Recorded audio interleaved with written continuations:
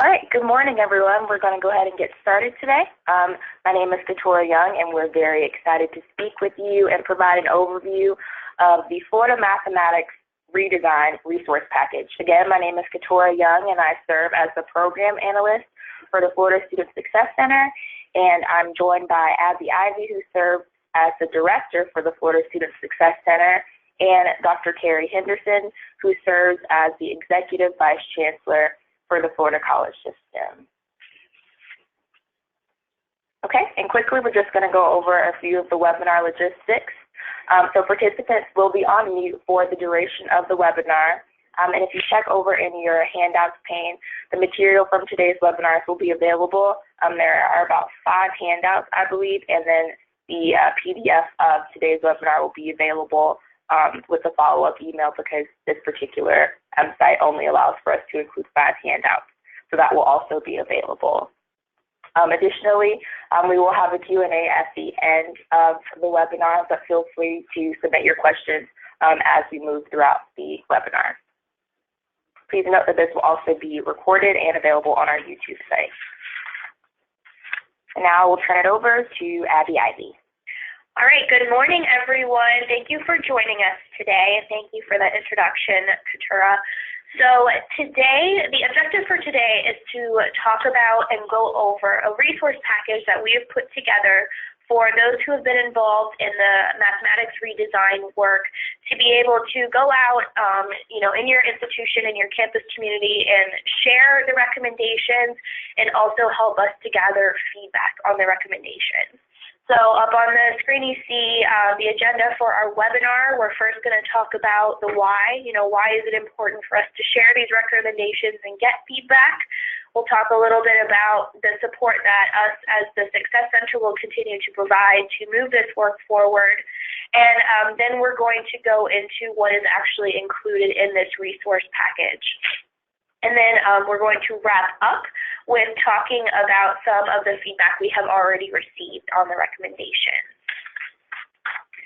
Okay, so the why. Why is it important that we go out there and share this information and get feedback?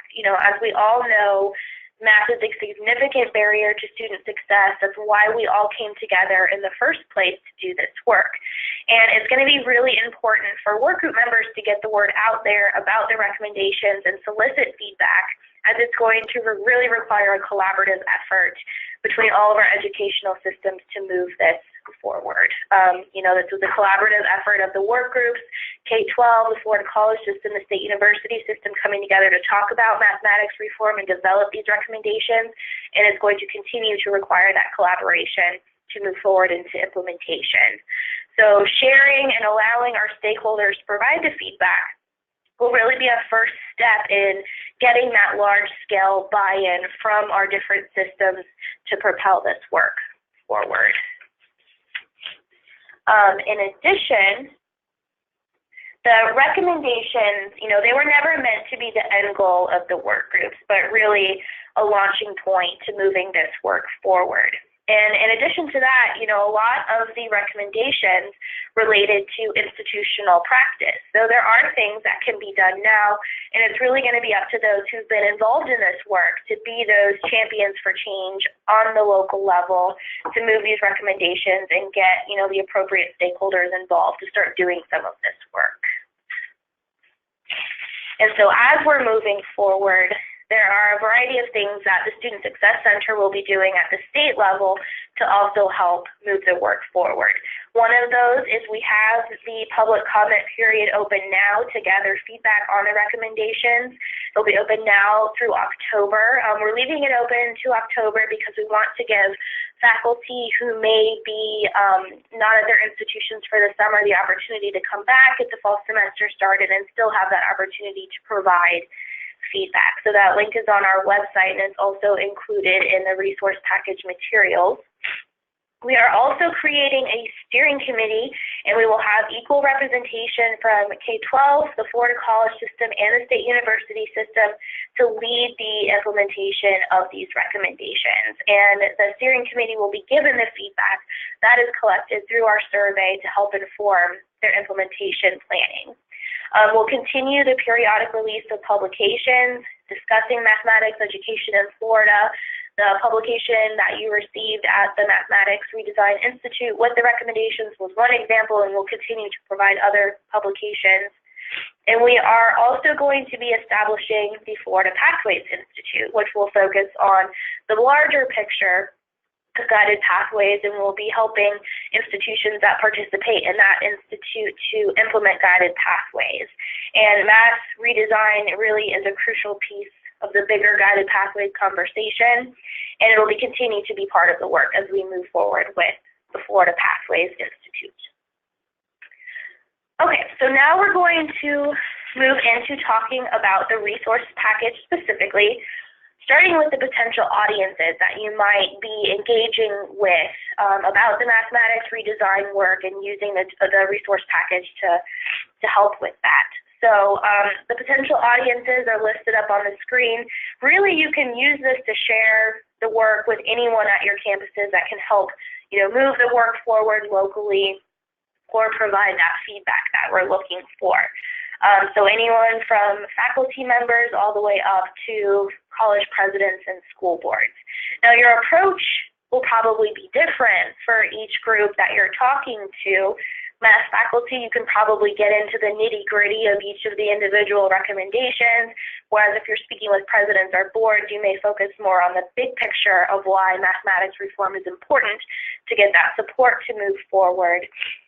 But there are resources that you can use in the resource package and kind of tailor the conversation to your audience. Okay, so with that, we will begin talking about what is actually in the resource package. This is available on our website and in the handouts for this webinar, but it includes a how-to document for collecting feedback, sharing the recommendations. There is a master slide deck that you can use. There is also a handout, which is a very shortened version of the math work and the recommendations. And there is also an at-a-glance version of the recommendations publication that was launched at the Mathematics Institute. So we'll go through each piece individually, starting with the how-to document. So up on the screen right now is a screenshot of what it looks like. It's a two-pager, and it's meant to provide an overview of what's included in the resource package and guidance for using it to share and collect feedback on the redesign recommendations. So there's information in there about assessing the climate for change at your institution and the audience you may be speaking with. Are they already on board with the why mathematics reform is important, or they may be a little more resistant to change. So there's information in there about that. There are also some guiding questions you might want to use when you're starting these conversations at your campus. And there's also information about the survey that is open to gather feedback. And it's important to note, and it's mentioned in the how-to, individuals can go in and provide their own feedback into the survey, or we also welcome collective feedback from groups at your institutions if they want to get together and kind of come up with that feedback that everyone agrees to, and then someone enters it into the survey. So that's the how-to.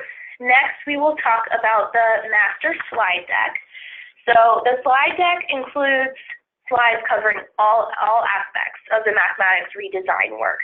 So everything from why mathematics reform work is important, the process the work group members went through, the recommendation, types and scope, and as well as individual slides for each of the 11 recommendations.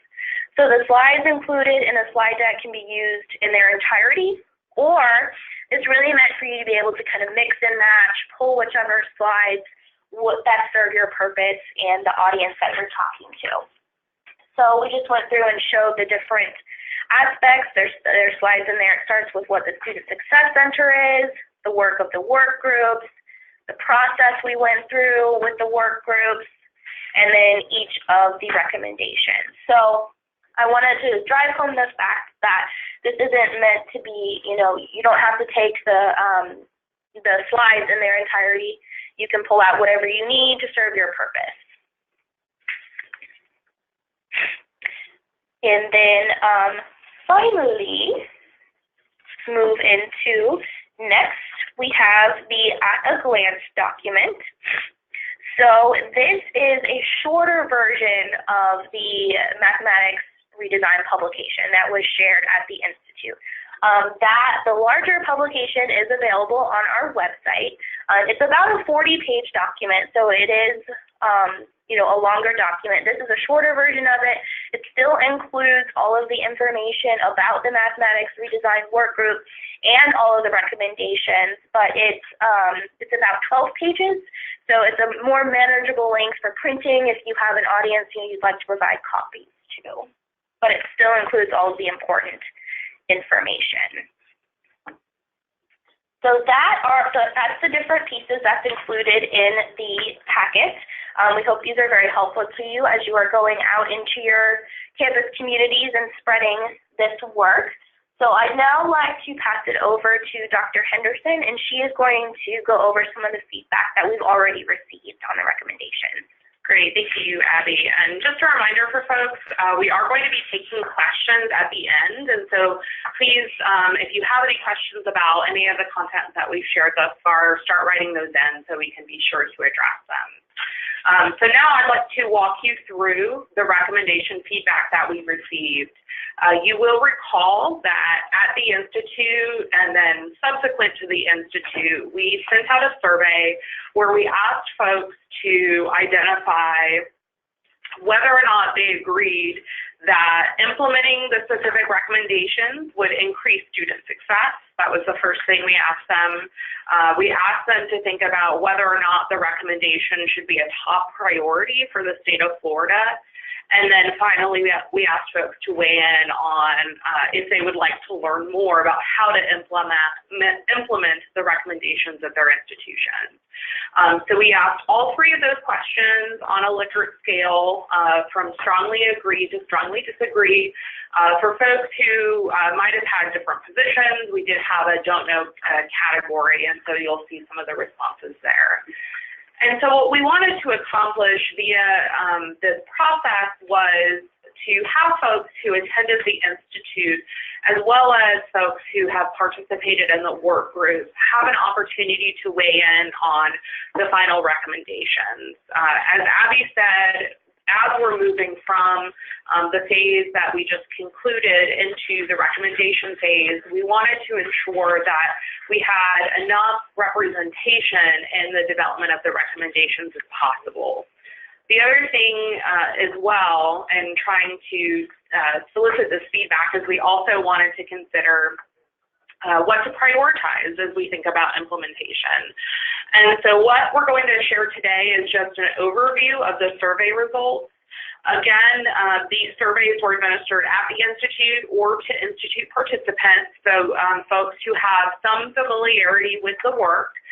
And so what we'll share now is the feedback from the first recommendation, which was to create common mathematics pathways by aligning math courses to programs, meta majors, and careers in Florida. So this recommendation really focused on the creation of math pathways that are aligned to whatever a student's intended transfer major is or whatever their intended program of study is. So thinking through alternatives perhaps to college algebra being the default pathway. So with this recommendation, you can see in the results that the majority of respondents agreed or strongly agreed that this recommendation would increase student success and is a top priority for the state of Florida. When we look at the comments, the open-ended comments that accompanied the surveys, there's general agreement that this is a worthwhile venture and something that would really take math redesign to the next level in Florida. Some of the comments focused on the need for this to be across educational systems, that this type of work, creating these common math pathways, requires the collaboration with the K-12 public school system as well as with the state university system and thinking about involving discipline faculty in the development of these pathways. The other feedback that we heard was, designing the pathways is important and something that we should do, but how can we ensure that students are going to stay on those pathways? And so there was some discussion around advising and making sure that students understood and completed a career assessment. We did receive feedback, though, that students might not know this early on in their educational career to be enrolled in which pathway. So that's something as we think through implementation that we'll need to address. The second recommendation looks at using multiple measures to help improve placement, especially in mathematics. So when we think about multiple measures, we're thinking about not just looking at a score on a placement test like the PERT or the AccuPlacer, but looking at other measures such as high school grade point average to determine placement for students.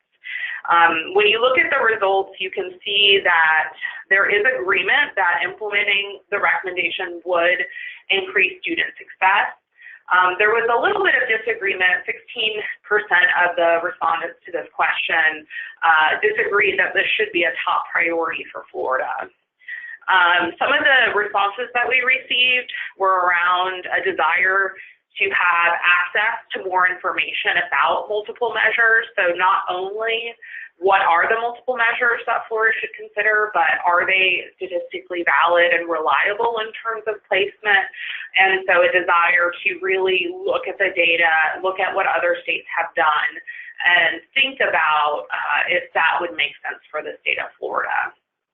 We also had feedback that some institutions are doing this to place students in stats or higher level mathematics, but this recommendation would focus on using it at a statewide level. So the third recommendation out of the work groups was to ensure that math prerequisites align with mathematics pathways. And this was really focused on the notion that the course level prerequisites across the state have a lot of inconsistency in terms of what students are expected not only to know or do, but inconsistency in terms of the specific prerequisite courses that are going to be offered. So here you'll see a lot of general agreement about implementing the recommendation is likely to increase student success, and agreement as well that this should be a top priority for Florida. Some of the comments we received here was a desire to have consistent course level prerequisites for mathematics across the state, so that if a student enrolled at one institution, the same prerequisite would apply to a student enrolling at another institution in terms of course level prerequisites. This one also, some of the feedback we received was not only to focus on the specific courses, so what course numbers perhaps should be prereqs, but also the content of those courses. So looking at the learning outcomes and identifying what are the mathematics processes and skills that students need to have to be successful in the subsequent course. So thinking through that piece before assigning a specific course number to it. So that will definitely be something I think as the work moves forward that will be good for consideration. The fourth recommendation is to revise the statewide learning outcomes for developmental and gateway math courses and identify essential mathematical processes. And so members who participated in a number of work groups looking at SLOs examined the SLOs and found they haven't really been touched in quite some time, and there's a lot of overlap across specific courses, and then when you look at the statewide learning outcomes and compare the learning outcomes for each institution, in addition to the statewide learning outcomes, there's a lot of inconsistency and variability in terms of what the specific processes and what the specific mathematical skills are. And so this recommendation would seek to involve faculty from the Florida college system, from the state university system, and looking at the learning outcomes for these courses and identifying what skills are actually needed for students to be successful in these courses. Some of the feedback we received here was a desire to survey institutions, which was one of the recommendations of a couple of huddles, to ask discipline-specific faculty at the upper division level, what is it specifically that you're looking at, and then thinking through how we might align learning outcomes that match the essential processes that students need to be successful in math. So a lot of the feedback here, again, creating more consistency, eliminating redundancy, and then the final note that was sort of echoed throughout a lot of the comments was that this is really one piece of the puzzle, but a lot more changes are needed for this to be implemented with fidelity. And so really thinking about not only going through the process of revising the learning outcomes, but making sure that institutions are aware of any perhaps changes and that there's consistency in what's taught at the local level. The fifth recommendation encourages institutions, post-secondary institutions, to implement instructional models such as the COREC model to place students, when appropriate, directly into college-level math courses carrying a general education credit. So here, general agreement that implementing this recommendation would increase student success. There is a fair amount of disagreement on this particular one, or a number of folks identifying that they don't know, they're not sure that this is something Florida should focus on and if it would lead to student success. And I think the common theme that we heard in the comments was that there may continue to be students who are placed in the lower level developmental education courses who would benefit from a more traditional model of instruction as opposed to a COREC model. So being very cautious when applying the COREC model that it isn't a one-size-fits-all approach, so that students who need that support through a full dev ed course have the opportunity to do so, so that they are more successful when they move on to the college level credit bearing gen ed course. The other piece that we heard here was a desire to look at things beyond the COREC model. There was some questions about its effectiveness and if it's something that would be an effective solution for students, and again, thinking about it might not be a solution for all students, but also thinking through what are other instructional methods that would be appropriate to try to increase student success and student placement into these courses.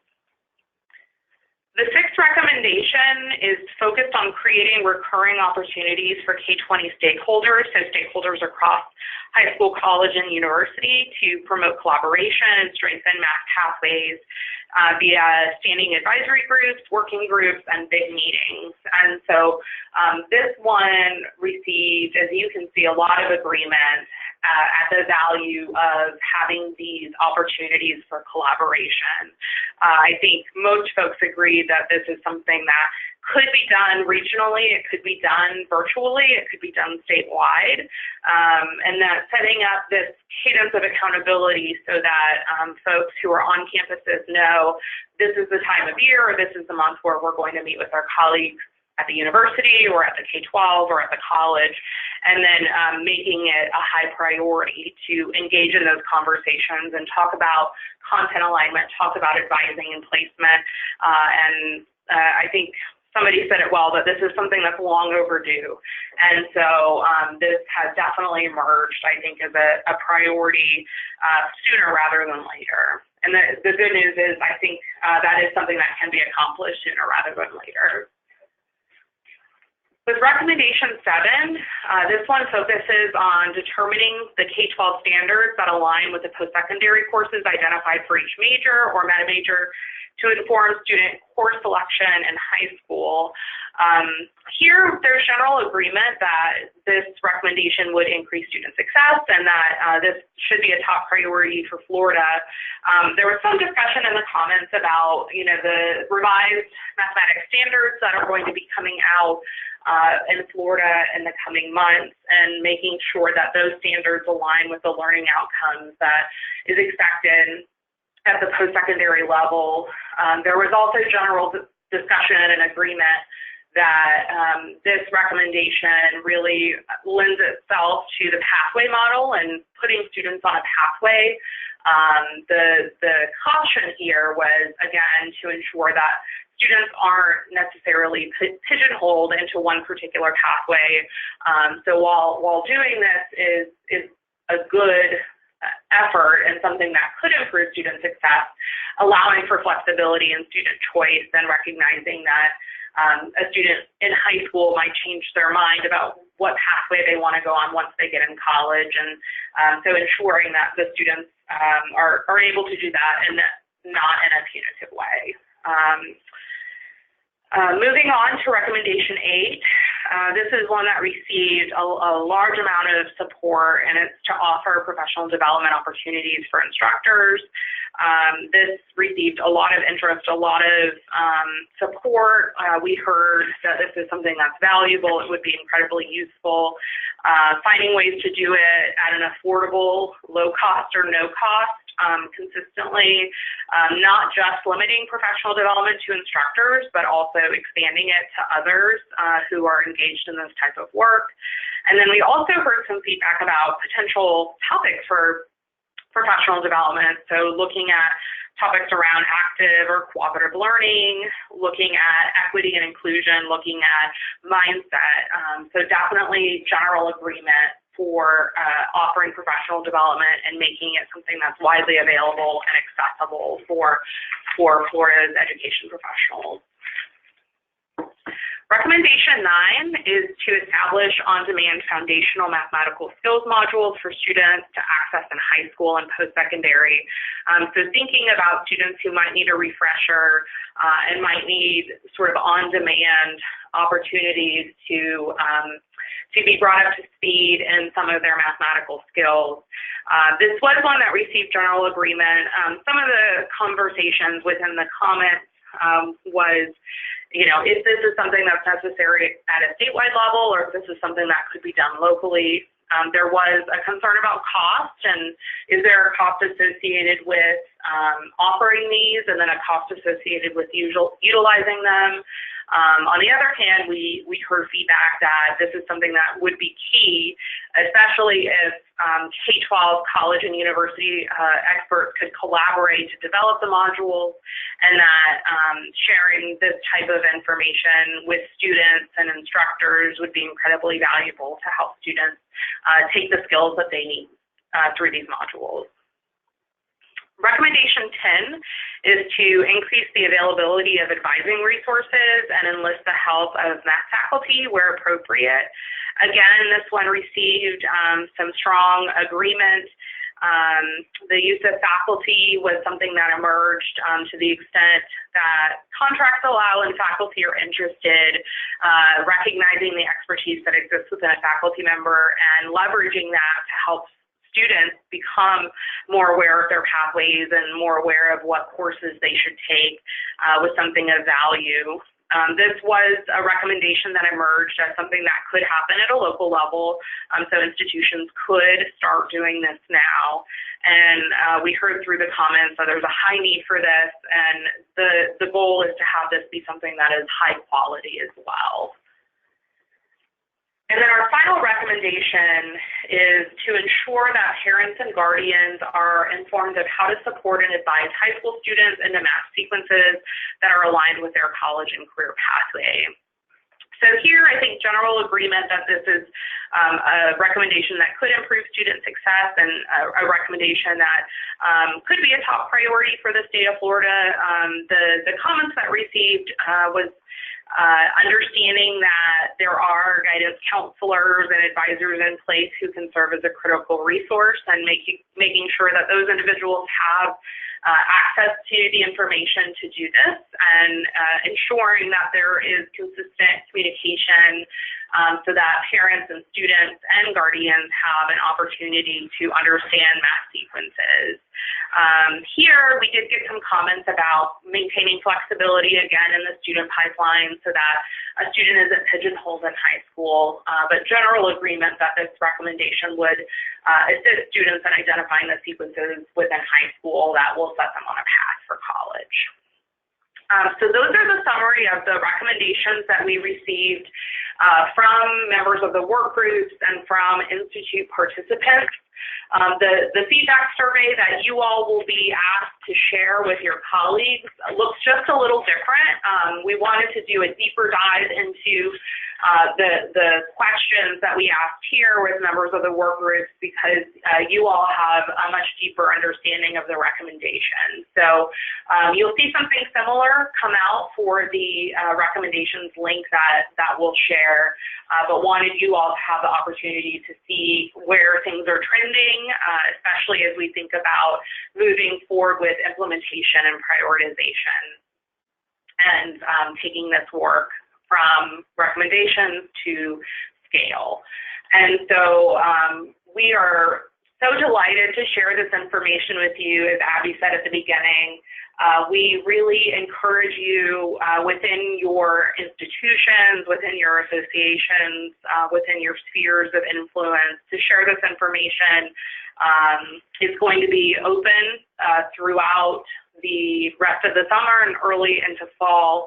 And so the feedback that we receive through the word of mouth of you all, I think will be invaluable as we take this work and move it forward via a steering committee. So we are happy to answer any questions anybody has, either about the resource guide or about the feedback that we've received thus far. So we don't have any questions just yet, so we can just take a moment to pause just in case anybody needs any time to think really quickly.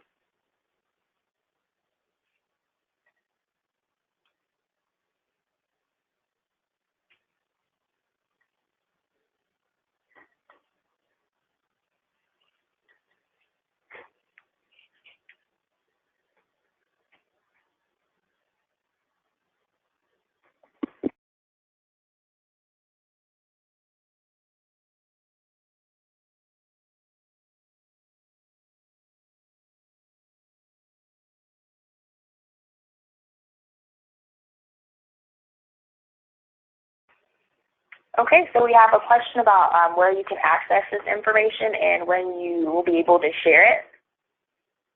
So that's a very good question. The resources that we're sharing today will be up on the Florida Student Success Center website. It's flstudentsuccess.org, and there is a section of that website called Mathematics Resources. So that is where the information will be. And yes, please do, get out there now, start sharing.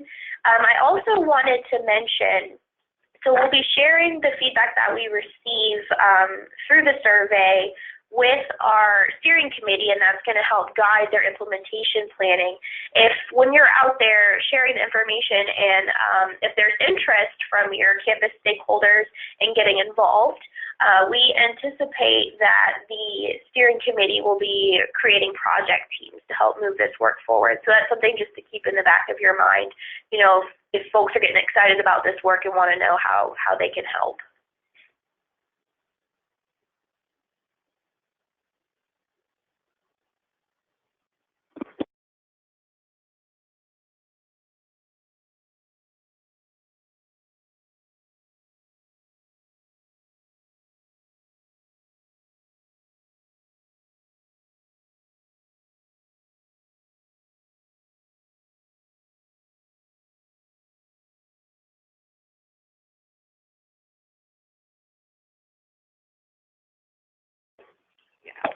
Okay, and we actually got a question about dual enrollment.